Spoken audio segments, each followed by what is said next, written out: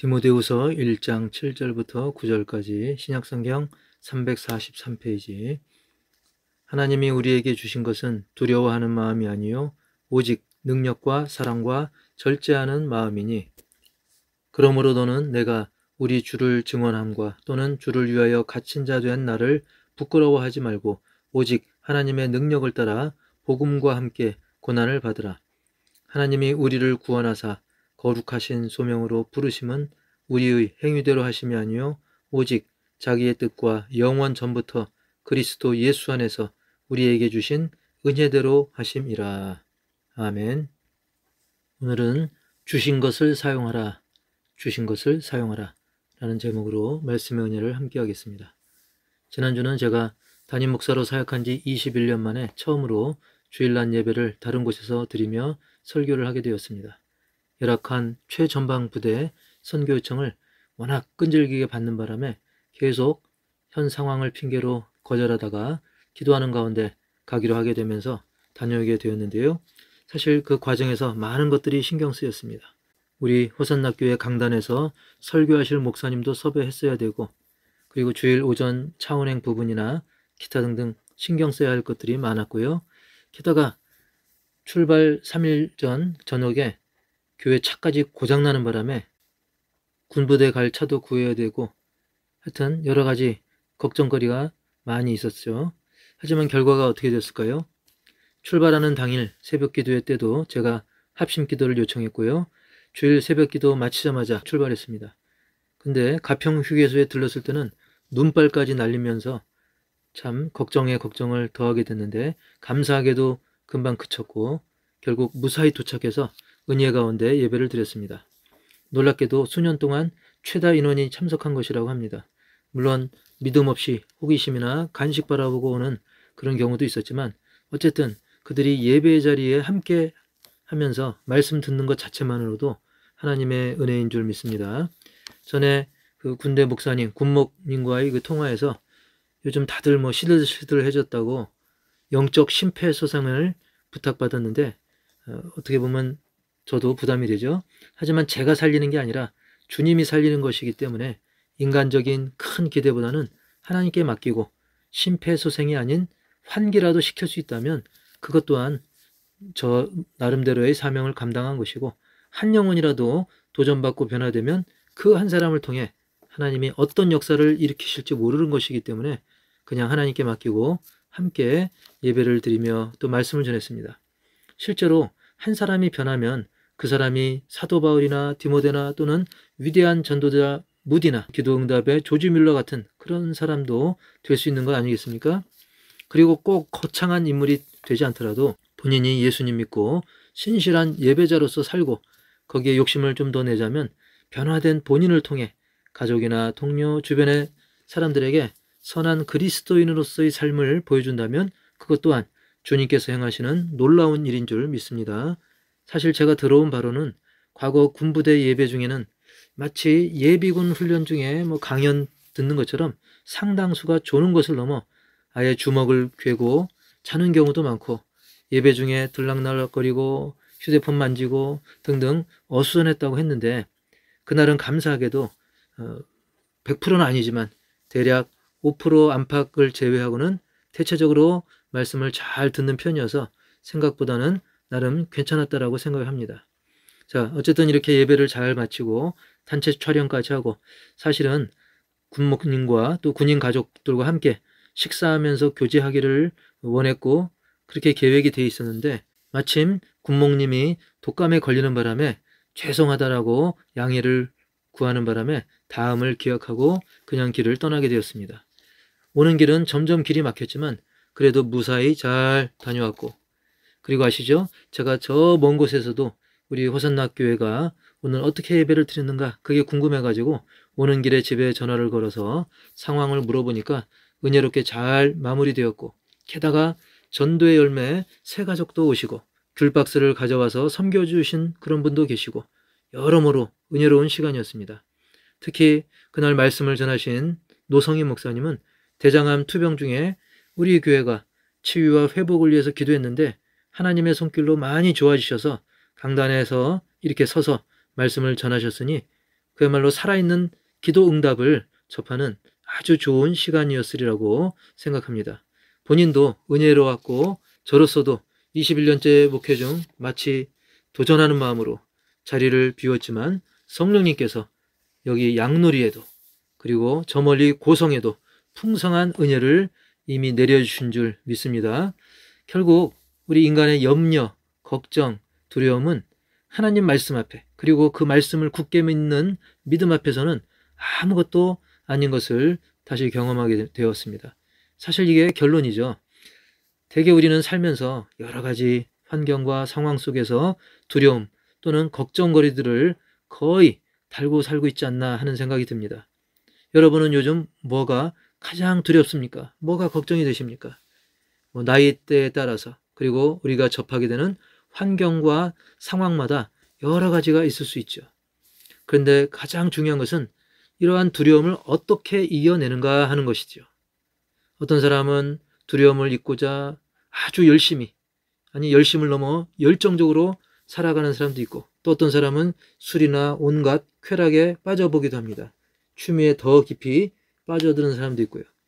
그러나 사람의 노력에 비해 시간은 너무나 빠르고 세상의 변화도 너무 빠르고 그리고 그것들을 이용하는 사단의 계략은 너무나 영악해서 너무나 기가 막혀서 우리가 신자라 할지라도 수시로 여러 두려움 속에 헤매기도 합니다. 그렇다고 한다면 우리 신자들은 몰려오는 이런저런 많은 두려움들, 죽음에 대한 것도 있겠고 여러 가지 물질과 상황, 가족 등등 이 많은 원인을 가진 그런 두려움들을 어떻게 대처해야 될까요? 첫 번째로는 진리를 알라는 것입니다. 대개 두려움은 진리를 모를 때 많은 오해와 함께 증폭이 됩니다. 최근 유행하고 있는 럼피스킨 전염병, 소가 걸리는 아주 심각한 전염병이죠. 그러다 보니까 일부 소고기나 우유를 꺼리는 경우가 있는데 사실은 유통 과정에서 그런 바이러스들은 다 걸러지고 또 혹 유통된다 할지라도 유통 과정 속에서 그 균은 다 사멸하기 때문에 전혀 인체에 무해합니다. 아프리카 돼지열병도 그렇고요. 조류 독감도 마찬가지죠. 즉 사실을 제대로 알면 두렵지 않은데 모를 때 오해해서 두려움이 싹 트는 것이죠. 마찬가지로 영적인 면에서도 우리가 진리를 알면 두려움들을 능히 극복할 수 있습니다. 요한복음 8장 32절 진리를 알지니 진리가 너희를 자유롭게 하리라. 진리는 바로 하나님의 말씀입니다. 성경입니다. 이 성경의 진리를 통해서 우리는 하나님의 측량 못할 사랑을 받은 존재임을 알게 되고 그리고 저주의 죽음과 영원한 형벌에 처할 운명에서 예수 보혈의 공로로 이제는 죽음이 끝이 아니라 영생복락 면류관이 예비되었음을 믿기에 예수님의 표현대로 이제는 죽음은 잠시 자는 것과 같기에 우리는 죽음의 두려움조차 거뜬히 이기게 되는 것입니다. 할렐루야. 그래서 많은 선교사님들, 많은 목회자들, 많은 신앙의 선배들이 천국 영생의 확신을 가지고 모든 두려움을 뒤로한 채 예수 그리스도를 전했던 것이죠. 이렇게 우리는 진리를 알 때 두려움을 거뜬히 이겨낼 수 있습니다. 그리고 두 번째로 알 것은 두려움은 하나님이 주시지 않았음을 알아야 한다는 거예요. 7절 초반에 보면 하나님이 우리에게 주신 것은 두려워하는 마음이 아니요. 두려워하는 마음이 아니요라고 말씀합니다. 자, 그럼 하나님은 그런 두려워하는 마음을 우리에게 주시지 않았다는데 그렇다면 과연 누가 두려워하는 마음을 준다는 것일까요? 바로 마귀인 것이죠. 예수님께서 말씀하셨습니다. 사람들이 잘 때 그 원수가 와서 곡식 가운데 가라지를 덧뿌리고 갔더니 39절에서 가라지를 뿌린 원수는 마귀요. 여러분 예상하셨듯이 사탄 마귀가 우리의 심령을 여러 가지 주변 환경과 상황들 그리고 사람들을 교묘히 이용해서 걱정, 의심, 근심, 두려움을 갖게 만드는 겁니다. 온갖 부정적인 생각들, 우울함, 특히 극단적 선택할 뻔했던 많은 이들이 공통적으로 그런 증언을 합니다. 너만 없으면 다 해결된다. 그런 음성을 들었다라고 증언하는 것을 볼 수가 있습니다. 그렇습니다. 결국 하나님께로부터 온 것이 아닌 사단이 뿌려대는 쓸데없는 불안과 두려움과 염려, 걱정으로 인해서 사단은 우리 신자들의 시간을 낭비하게 만듭니다. 찬양할 시간, 말씀 묵상하고 은혜 받고 믿음이 자랄 시간, 그리고 영혼 구원에 우리가 귀하게 쓰임받는 시간 다 까먹게 만드는 거예요. 거기에 속지 마시기 바랍니다. 두려워하지 마시기 바랍니다. 그리고 우리는 오늘 말씀을 통해 사단의 계략을 더 깊이 알았기 때문에 역시 주님 주신 말씀으로 이겨내시기를 주의 이름으로 축복합니다. 세 번째로는 주신 것을 사용하라. 즉 하나님이 내게 주신 것을 사용하라는 것입니다. 하나님께서는 다윗에게 믿음과 용기를 주셨고 그로 하여금 골리앗을 쓰러뜨릴 수 있도록 역사하셨습니다. 그때 다윗이 갖고 있는 것이 물맷돌이었죠.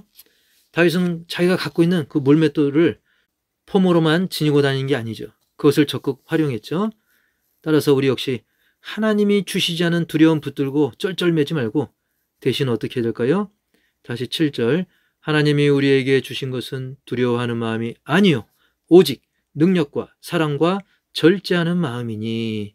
즉 하나님은 사랑하는 자녀된 우리의 심령에 두려움을 주시지 않고 대신 뭘 주셨냐면 능력을 주셨습니다. 사랑을 주셨습니다. 절제하는 마음을 주셨습니다. 그 중에 첫 번째 능력이죠. 빌립보서 4장 13절에도 내게 능력 주시는 자 안에서 내가 모든 것을 할 수 있느니라. 내 능력은 사실 너무나 부족하고 형편없다 해도 하나님은 그 위대한 창조와 부활의 능력이 말씀과 기도를 통해 우리에게 공급하심으로 우리가 새 힘을 얻게 되니까 우리는 독수리 날개치며 올라가듯 모든 근심 걱정 두려움을 뚫고 이 험한 세상 속에서도 주님 주신 능력으로 살아가게 되는 것입니다. 그리고 사랑을 주셨습니다.